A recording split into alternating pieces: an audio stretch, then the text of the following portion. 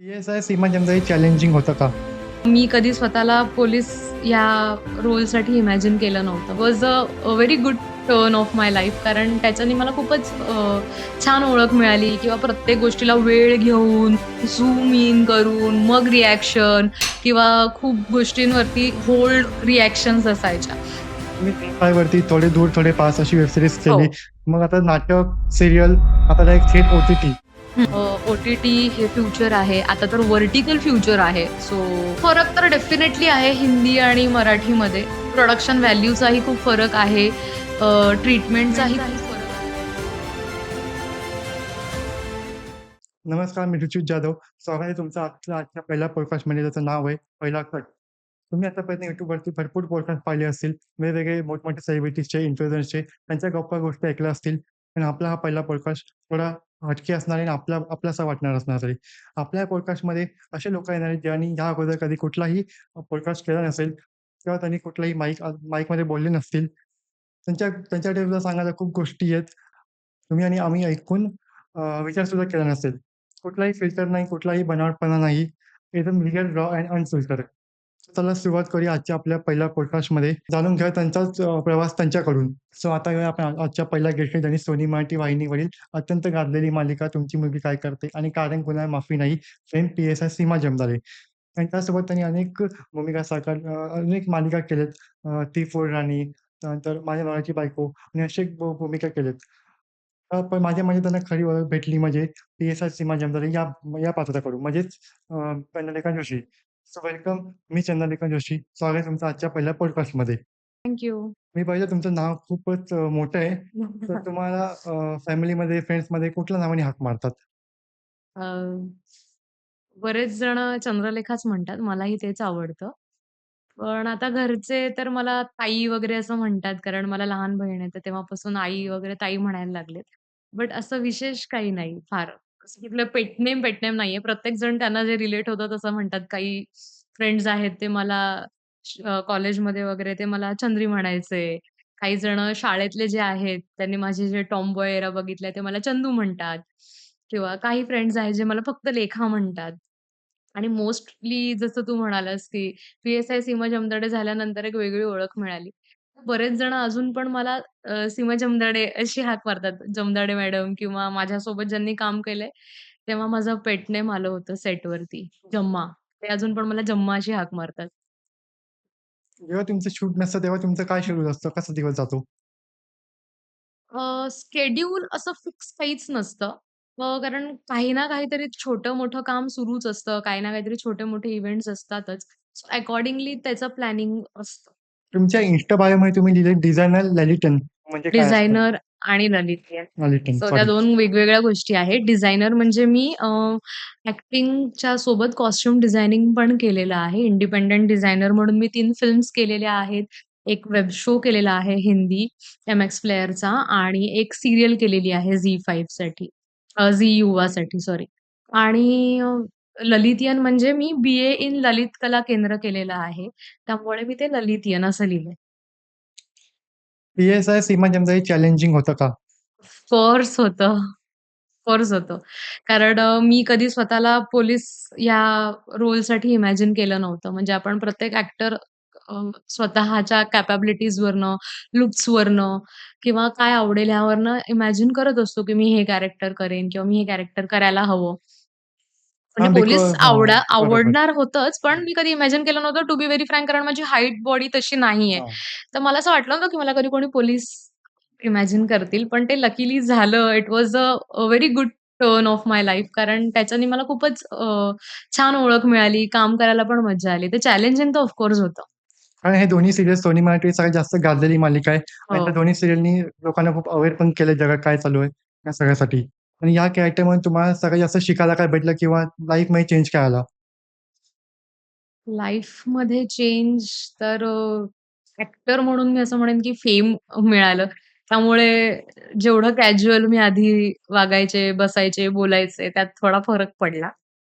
आणि as and actor म्हणून म्हणाल तर ॲक्टर म्हणून तर मला खूपच गोष्टी शिकायला मिळाल्या. कारण माझ्यासोबत खूपच चांगले सीनियर ॲक्टर्स होते. को ॲक्टर्स होते. इव्हन मला जे डिरेक्टर म्हणून लाभले तेही खूपच उत्तम डिरेक्टर होते. सो वेगवेगळ्या प्रकारे मला एक्सप्लोर करायला मिळालं ॲज अन ॲक्टर. एखादा किस्सा सांगू शकाल? सेटवरचा की अदर दॅन दॅट? सेटवरचा पण किंवा असं बाहेर पडल्यावर लोकांनी कसं ओळखलं? अच्छा तसं तर खूपच ओळखतात. म्हणजे आता सीरियल संपून बराच काळ झालाय. पण अजूनही लोकं रस्त्यावरती ओळखतात सीमा जमदाडे म्हणून. म्हणजे अगदी 2 आठवड्यापूर्वीची गोष्ट आहे. मी अ, मी malaडला राहते. तर मी एका ठिकाणाहून दुसरीकडे चालले होते. तर म्हणजे घरी चालले होते एका ठिकाणाहून. तर मला एक रिक्षात मी बसले, सांगितलं त्यांना इथे-इथे सोडा आणि मी निघाले. आणि इन बिटवीन म्हणजे चालता-चालता रिक्षेत त्यांनी मला 2-4 प्रश्न विचारले, की "इथे राहतात, मग इकडे सगळे ॲक्टर्सच राहतात." असं-तसं. म्हटलं, "हो." हो." आणि तो माणूस आहे ना असं कंटिन्यू तिच्या समोर मिरर असते, त्यातून मला असा स्टेअर करत होता. तर मला अंदाज आला, आता तेही अंदाज यायला लागलेत, की लोकांनी ओळखल्यावरती ते कसे बघतात, त्यांना डाऊट असेल तर ते कसं बघतात. तर ते बघत होते आणि मला असं कुठेतरी होतं, की आता हे कधीतरी विचारणार. त्यानंतर त्यांनी मला शेवटी उतरताना विचारलं, "मॅडम मी तुम्हाला एक विचारू का, की तुम्ही त्या सीरियलमध्ये जमदाडे मॅडम होतात त्या तुम्हीच आहेत का?" मी म्हटलं, "हो, बरोबर मीच आहे ते." आणि त्या रिक्षाच्या दादांनी माझ्याकडनं पैसेच नाही घेतले. मी त्यांना म्हटलं, "अहो असं करू नका. तुमचा जो बिझनेस आहे, सो ते तुम्ही हे करायची गरज नाहीये. तुम्ही हवं तर फोटो घ्या माझ्यासोबत, पण असं करू पैसे नका." घ्या. बट त्यांचं ते प्रेम व्यक्त करायची पद्धत होती. तर त्यांनी त्या दिवशी माझ्याकडनं पैसेच नाही घेतले. ते म्हणे, "नाही मॅडम असं राहू देत. मला मला आनंद होतोय तुम्हाला सोडल्याचा." तुमची मुलगी काय करते आणि कारण गुन्हा माफी नाही याचा सीरियलचा हा इम्पॅक्ट खूप जास्त आहे. लोकांना अवेअर केलंय. हो, त्यानंतर अजून एक मालिका आहे छोट्या बळीची मोठी स्वप्न. छोट्या बरोबर. बळीची मोठी स्वप्न. या सीरियलमध्ये त्याच्यामध्ये सुद्धा पण तुमचा एक छोटासा अ, गेस्ट अपीअरन्स होता. हो, मग हो. जेव्हा ऑलरेडी एक सीरियल सेट असताना, दुसऱ्या सीरियलमध्ये जेव्हा रोल भेटतो तर काय असतं म्हणजे? खूपच फरक पडला. म्हणजे आता भलेही कॅरेक्टर सेमच होतं, चॅनलही सेमच होतं. मी पी-एस-आय सीमा जमदाडे म्हणूनच तिथे गेले होते. तिथे त्यांनी थोडं चेंज केलं होतं. पी-आय केलं होतं मला. पण म्हणजे अगेन बऱ्यापैकी सिमिलरच होतं. बट कसं असतं प्रत्येक सीरियलचा एक सूर असतो. त्याचा ऑडियन्सला जसा डिमांड असतो त्या पद्धतीने ते लोकं शूट करत असतात. तर आम्ही जेव्हा शूट करत होतो तेव्हा आम्ही खूप हँडी शूट करायचो. म्हणजे आमचे जे कॅमेरा आहेत ना, ते खूप स्टेडी नसायचे, ट्रायपॉड्सवर नसायचे. त्यामुळे आम्ही खूप फास्ट शूट करायचो किंवा चालू टेकमध्ये जसं नाटकामध्ये असतं, की आता ह्याच्यानंतर आपली एंट्री तर आपण असं ऑन टोज असतो. तसे बऱ्याचदा शॉट्स असायचे, की वन शॉटमध्ये करायचंय वगैरे, वगैरे. पण जेव्हा मी बयोला गेले, तर त्याचा फॉर्मॅट हा टिपिकल डेली सोपचा असल्यामुळे तिथे ट्रायपॉडवरती किंवा प्रत्येक गोष्टीला वेळ घेऊन, झूम इन करून, मग रिएक्शन किंवा खूप गोष्टींवरती होल्ड रिएक्शन्स असायच्या. ज्याची मला 3 वर्ष शो करून सवय नव्हती. तर तो पेस मॅच करण्यात पण मला खूपच काय म्हणतात तारांबळ उडाली होती, की अरे, आता तर ते म्हणायचे, "अरे, तुला कसली घाई आहे?" म्हणायचं, की एवढ्या वेळात आम्ही पकडून मारून झालं असेल त्या चोराला. तर इथे तर एकदम होल्ड, मग ती कॉलर पकडली आहे, मग हातावर झूम, मग चेहऱ्यावर झूम, मग त्या माणसावर झूम. अशी सगळी प्रोसेस त्या बयोच्या पेसमध्ये सीरियलमध्ये. हं, होती आणि आमचा खूपच वेगळा पेस होता. हं. सो तो पेस डाउन करण्यात पण माझ्या जामच गडबड झाली होती. So of course character same असलं तरी पण तुम्ही कुठे शूट करताय, कुठल्या पेसमध्ये शूट करताय ह्याच्याने पण खूप फरक पडतो. ओके. पी-एस-आय सीमा जमदार आणि इन्स्पेक्टर विजय भोसले यांचं ऑन स्क्रीन पण बघितलंय खूप तुम्हाला घालून पाडून टॉम बोलतात एंड वगैरे. जेरीच आहेत. हां, तर हो. मग ऑफ स्क्रीन कसं आहे? ऑफ स्क्रीन माझा खूप चांगला मित्र आहे तो. खूपच चांगला मित्र आहे. म्हणजे काय म्हणतात त्याला फॅमिली बॉन्ड आहे आमचा छान. ओके. अजूनही. आणि दुसरे एक इन्स्पेक्टर आपलं sorry joint commissioner Bhushan Sherekar. ते पण खूप वेगळे त्यांच्याशी आहेत. आम्ही खूपच भांडतो असे म्हणजे हां. ह्याच्यामध्ये कॅरेक्टरमध्ये. हं. पण पर्सनली तो खूपच चांगला माणूस आहे आणि आमचं पण खूप छान फॅमिली बॉन्ड आहे. त्याचा मुलगा तर अगदी माझा बेस्ट फ्रेंडच आहे. इव्हन त्याची बायको सुद्धा माझी खूप चांगली हं. मैत्रीण आहे. आम्ही असं येऊन-जाऊन असतो एकमेकांच्या घरी. तर आपण एक रॅपिड फायर क्वेशन करूया. नंतर मग ओके. पुढच्या प्रश्नाकडे वळूया. चाय की कॉफी? तालीम चालू असेल तर चहा एल्स कॉफी. तुम्हाला ब्लॉगर व्हायचं झालं तर कुठलं ट्रॅव्हल की फूड? ट्रॅव्हल. फूडबद्दल एवढं कळत नाही मला. खायला आवडतं हां. फक्त. पण ट्रॅव्हल. मला कारण खूप छान-छान हं. जागेवरती जाऊन राहायला आवडतं. त्यामुळे ट्रॅव्हल ब्लॉगर. जास्त टाईम कोणासोबत स्पेंड करायला आवडतो, फॅमिली की फ्रेंड्स? फ्रेंड्स. ओके. मग डे पर्सन और नाईट पर्सन? माझं छान शेड्यूल चालू असेल तर डे पर्सन नाहीतर मी कुठलीच पर्सन नाहीये. जर तुम्ही कधी इंटरनॅशनल ट्रिप केली, तर हं. तुम्हाला कुठे आवडेल जायला? युरोप की पॅरिस? युरोप. तर या नाटकाविषयी तुमचं नाटक आहे मुक्ता. हां, मुक्ता. आत्ताच एक मी हां. नाटक केलंय ते मुक्ता. नाटक प्रेक्षकांनी खूप पसंत केलंय आणि एक लाईव्ह नाटक रंगमंचावर करणं आणि तेच नाटक कॅमेऱ्यासमोर रेकॉर्ड स्वरूपात करणं, यात एक कलाकार म्हणून काय फरक जाणवतो? अ, हां, माझा पण हा पहिलाच अनुभव होता नाटक शूट करण्याचा. पु. ल. देशपांडे अकॅडमीच्या अंतर्गत आम्ही दुर्मिळ नाटक संवर्धन योजनेअंतर्गत हे नाटक केलं मुक्ता, जयवंत दळवींचं. तर जेव्हा मला कुमार सोनी सरांनी या नाटकासाठी विचारलं, तर तेव्हा मग ऑफ कोर्स नाटक आहे म्हटल्यावरती मी लगेचच तयार झाले. पण जेव्हा मला कळलं की ते शूट करायचंय, तेव्हा मला खूपच प्रश्न पडले, की आता हे कसं शूट होणार? मग हे सीरियलसारखं शूट होणार का? ह्यात किती कट्स होणार? की क्लोज वेगळे लागणार? पण असा विशेष त्यांनी आम्हाला अडवणूक केली नाही शूट करताना. आम्ही प्रॉपर 1-1.5 महिना जशी नाटकाची रिहर्सल करतो, तशी आम्ही रिहर्सल केली आणि त्याच्यानंतर आम्ही सलगच नाटक म्हणजे आम्ही प्रयोगच केला आणि त्यांनी त्यांच्या पोझिशन्स कॅमेराच्या ऑलरेडी सेट करून ठेवल्या होत्या. ॲक्टर्सला डिस्टर्ब न होता त्यांनी बरोबर ते छान शूट केले. त्यांनी त्यांच्या हिशोबाने कधी कुठल्या इंटेन्शनला गरज आहे, तेव्हा त्यांनी क्लोज वापरलेत. कारण ऑफ कुमार सर स्वतः तिथे बसले होते ऑन टेबल जेव्हा शूट चाललं होतं. सो तो पण खूप छान एक्सपिरियन्स होता. पुन्हा तेच की खूप चांगले-चांगले ॲक्टर्स माझ्यासोबत होते. सो त्यांच्याबरोबर काम करायला मला खूप मजा आली. मुक्ता. सो तुमचं अजूनही ते YouTubeवरती अवेलेबल आहे. ओके. प्लीज हां, नक्की मी लिंक बघा डिस्क्रिप्शनमध्ये सगळ्यांनी. देईन. प्लीज नक्की बघा सगळ्यांनी मी लिंक मुक्ता. डिस्क्रिप्शनमध्ये देईन. Yes, yes. डेफिनिटली. तुमचं अजून नाटक आहे राष्ट्रगान. राष्ट्रग्रंथ. नावामध्ये खूप वजन आहे. तर हे नाटक करताना तुम्हाला काय वेगळा अनुभव किंवा काय तयारी केली या नाटकासाठी? राष्ट्रग्रंथ हे नाटकाचा विषयच मुळात खूप वेगळा आहे. वेगळा आहे. अगेन हां, ह्याचे वेगळा आहे. दिग्दर्शक कुमार सोनी सरच आहेत आणि लिहिलेलं आहे अभिराम भडकमकर सरांनी आणि माझा मित्र प्रसाद थोरवे यांनी. अ, नाटकाचा विषय आहे संविधान. आता संविधान जेव्हा आपण म्हणतो तेव्हा बऱ्याचशा वेळेला लोकांच्या नजरेत फक्त आरक्षण हा एवढाच मुद्दा येतो. पण त्या पलीकडे सुद्धा आपल्याला संविधानाने खूप गोष्टी दिलेल्या आहेत. आज मी इथे बसून पॉडकास्ट करू शकते एक स्त्री म्हणून. ह्याचे सुद्धा राइट्स मला संविधानामुळेच मिळाले आहेत. आपल्याला अभिव्यक्ती स्वातंत्र्य मिळालं आहे किंवा स्त्री शिक्षण किंवा खूपच गोष्टी आहेत. म्हणजे मी आता म्हणते त्याही खूप वरच्या लेव्हलच्या गोष्टी आहेत. पण जेव्हा तुम्ही नाटक बघाल तेव्हा तुम्हाला त्यात कळेल, की अ, खूप दूरदृष्टीनं संविधान लिहिलं होतं. त्याचा आपण जर व्यवस्थित उपयोग केला, ते जर व्यवस्थित राबवलं तर त्याच्यामुळे आपली कंट्री अजूनही छान ग्रो करू शकते. सो तो विषय आहे या नाटकाचा. मला जाणून घ्यायचं अजून एक नाटक म्हणजे काळी राणी. यामध्ये काळी राणी. हं. सगळी स्टार एकत्र आहे पुन्हा. हं. त्याबद्दल काय? त्याची कास्टिंग कशी झाली?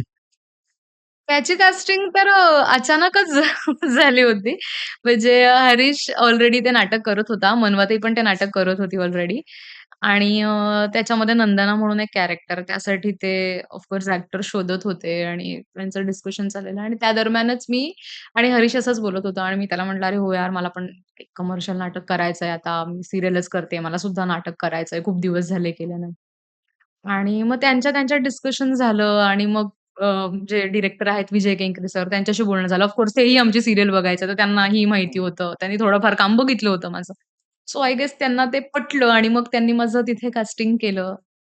म्युच्युअलीच झालंय ते कास्टिंग ओके. मनुबाताई आणि विजय सरांचं. ओके. आता थोडासा एक फन एलिमेंट, एक टंग हं. ट्विस्टर घेऊया. ओके. काकीनी काकांची कागदपत्र कात्रीने करा कापले. काकीने काकांचे कागदपत्र कात्रीने कराकरा कापले. काकीने काकांचे कागदपत्र कात्रीने कराकरा कापले. काकीने काकांचे कागदपत्र कात्रीने कराकरा कापले. हे नाही जमलं तर हं, हं. मारतील मला हं, ललितवाले. दुसरं आहे, काळ्या कासवाला काळ्या कापसाचा काळा कापड काळा घातला पाहिजे. मला कळलंच नाही. मला सांग काळ्या तू. काळ्या कासवाला काळ्या कागदाचा काळा कापड लावला पाहिजे. काळ्या कासवाला काळ्या काळ्या कासवाला काळ्या कापसाचा काळा कापड काळा काळा लावला पाहिजे. कापड काळा कापड लावला पाहिजे. लावला पाहिजे. हां, काळ्या कासवाला काळ्या कापसाचा काळा कागद लावला पाहिजे. कापड लावला पाहिजे. हां. ओके. काळ्या कासवाला काळ्या कापडाचा काळा काक काकद नाही का सॉरी कन्फ्युज्ड. काळ्या कासवाला काळ्या कापडाचा काळा कपडा लावला पाहिजे. काळ्या कपड्याचा काळा कपडा लावला पाहिजे असं कसं असेल? नाही असंच आहे. हे वाक्यच चुकलंय काहीतरी. नाही. काळ्या कपड्याचा काळा कपडा लावला पाहिजे. काळा कासवाला काळा कापसाचा काळा कापसाचा. कापसाचा बोललो मी. काळा काळ्या कासवाला काळ्या कापसाचा काळा कपडा लावला पाहिजे. हां. काळ्या कापडाला अरे फंबल. काळ्या कासवाला काळ्या कापसाचा काळा कपडा लावला पाहिजे. काळ्या कासवाला काळ्या कापसाचा काळा कपडा लावला पाहिजे. काळ्या कासवाला काळ्या कपड्याचा काळ्या कपड्याचा नाही, नाही. काळ्या कापसाचा काळा कपडा लावला पाहिजे. ओके. मस्त. मला त्याचा रिदमच नाही सापडला म्हणून मी गणले. हं. आजकाल ओ-टी-टीचा जमाना आहे. तुम्ही झी5 वरती थोडे दूर थोडे पास अशी वेब सीरीज हो. केली. मग आता नाटक, सीरियल आता डायरेक्ट थेट ओ-टी-टी. हा हं. प्रवास कसा आहे? म्हणजे काय कसं झालं? अ, काळानुसार आपण अपडेट राहायलाच पाहिजेत बरोबर. गोष्टी. हं. ओ-टी-टी हे फ्युचर आहे. आता तर व्हर्टिकल फ्युचर आहे. सो मी व्हर्टिकलसाठी पण ट्राय करते. अजून कुठलं व्हर्टिकलचं माझं काम बाहेर आलं नाहीये. पण येस, मी करतेय त्याच्यात पण. ओ-टी-टीसाठी ऑफ कोर्स मी याची ऑडिशन दिली होती वेब सीरीजची. पण हे मी खूप आधी शूट केलंय. हे आत्ता काय म्हणतात त्याला ऑन एअर आत्ता आलंय झी5ला. आधी त्याचा ना ॲक्चुअली थोडा प्रॉब्लेम असा झाला, की त्याचा प्लॅटफॉर्मच ठरत नव्हता, की ते कुठल्या प्लॅटफॉर्मवरती येणार आहे. आणि शूट करून साधारणपणे दीड एक वर्ष होऊन गेले आणि त्याच्यानंतर हे आता आलंय. तो अनुभव तर खूपच छान होता. कारण खूपच सीनियर एक्टर्स बरोबर माझा सीन होता. पंकज कपूर सर, मोना रॉय, त्याच्यानंतर असे बरेच मोठे एक्टर्स तिथे होते. पण फरक तर डेफिनेटली आहे हिंदी आणि मराठीमध्ये. अ, प्रोडक्शन व्हॅल्यूचाही खूप फरक आहे. ट्रीटमेंटचाही खूप फरक आहे आणि कामाच्या पद्धतीचा, पेसचाही खूप फरक फरक पडतो तिथे.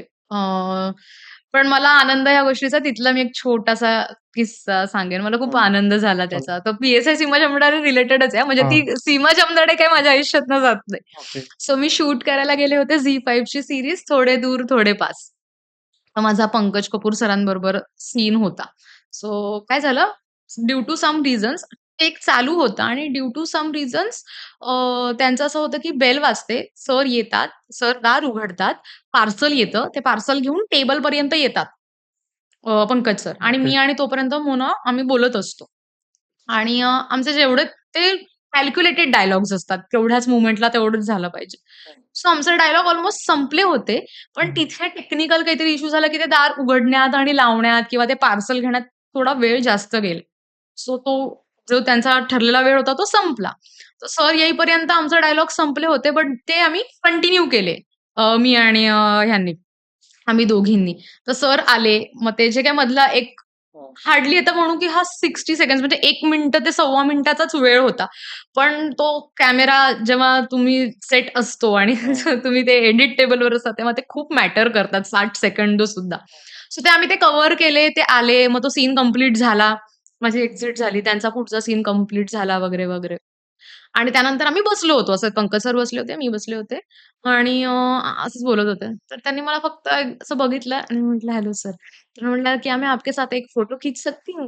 हो. तर ते म्हणाले, "हाँ जी, बिल्कुल." मग आम्ही दोघं असं बसले होतो आणि त्यांचा मेकअप दादा होता. तर त्यांना म्हटलं, "दादा प्लीज हमारा फोटो खींच दीजिए." त्यांनी फोटो काढला. तर माझा पंकज सरांबरोबर फोटो झाला आणि त्यानंतर त्यांनी माझ्याकडे असं बघितलं आणि म्हणाले, की "थिएटर आर्टिस्ट हो क्या?" म्हटलं, "जी." सो त्या 60 सेकंडमध्ये मी जे 3 डायलॉग बोलले, एक कट न होऊ दिला आणि त्याचे कव्हर अप केलं. ह्याच्यावरनं त्यांना ती स्पिरिट कळली, की हे थिएटर आर्टिस्ट आहे. म्हणजे तो माणूस किती शार्प आहे, हं. की त्याने त्या 60 सेकंदच्या माझ्या बिहेवियरवरून ओळखलं, की ही थिएटर करणारी मुलगी असेल. हं. सो त्या लोकांचं हे व्हिजन किती क्लिअर आहे त्याच्यावरनं पण मला असं झालं. मी त्यांच्याबरोबर फोटो काढला आणि मी तो फोटो घेऊन मी असं खूप खुश होते, की वॉव! मला पंकज सरांबरोबर फोटो मिळाला. आणि त्यांचे जे मेकअप दादा होते, त्यांनी मला फोन परत दिला आणि ते मला म्हणाले, "तुम्ही सीमा जमदाडे ना?" म्हटलं, "हो." आणि ते म्हणाले, "तुमच्यासोबत फोटो मिळेल का?" आणि मी म्हटलं, "हो." आणि त्यांच्या मेकअप दादांनी त्यांच्या समोर माझ्यासोबत फोटो काढला. तर मला इतकं भारी वाटलं, की वॉव!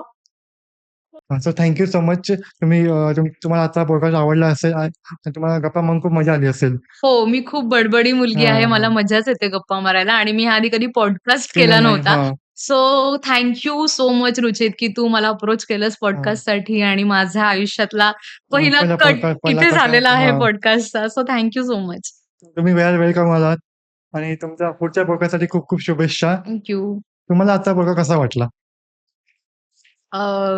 डेफिनेटली छान वाटला. कारण मी म्हटलं तसं, की माझं खरंच जसं नाव आहे या पॉडकास्टचं फर्स्ट कट, तर हा माझ्या आयुष्यातला फर्स्ट कट आहे पॉडकास्टचा आणि मला पहिले खूपच असं वाटलं होतं, की बापरे! मी कसं बोलणार आहे? काय बोलायचं? काय नाही बोलायचं? असं मी खूप लोकांचे पॉडकास्ट वगैरे बघत होते आणि मला झालं, की बापरे! आपण काहीतरी वायफळ बडबडत बसलो तर किंवा विषय भरकटला तर किंवा एंटरटेनिंग नाही झालं तर. मग नंतर एका पॉइंटला मी असं म्हणले, की ठीक आहे, जे आहे ते. कारण तो म्हणाला तसं अनफिल्टर आहे सगळं.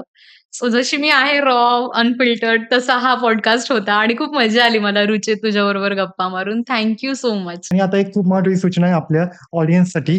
जर तुम्हाला तुमचा कोणता आवडता कलाकार हवा असेल इथे, तर तुम्ही मला डी-एम करू शकता किंवा तुमचा कुठला प्रश्न असेल, तुमचा आवडता कलाकार विचारायचा असेल, तर तुम्ही मला चॅनलच्या पेजवरती डी-एम करू शकता. जर तुमचा प्रश्न खरंच जेन्युइन असेल, तर मी तुम्हाला रिप्लाय करीन आणि तो प्रश्न तुमचं नाव घेऊन मी त्या गेस्टला विचारीन. तुमचा प्रश्नाचं उत्तर तुम्हाला तिथे भेटेल. पण यासाठी तुम्हाला चॅनल सबस्क्राईब करावं लागेल. माझ्या Instagram पेजला फॉलो करावं लागेल. तुम्ही मला डी-एम करू शकता. तुम्हाला फक्त एवढंच करायचंय. बाकी मी काही तुमचा प्रश्न तुमच्या आवडत्या कलाकारांना पोहोचवला. Thank you so much.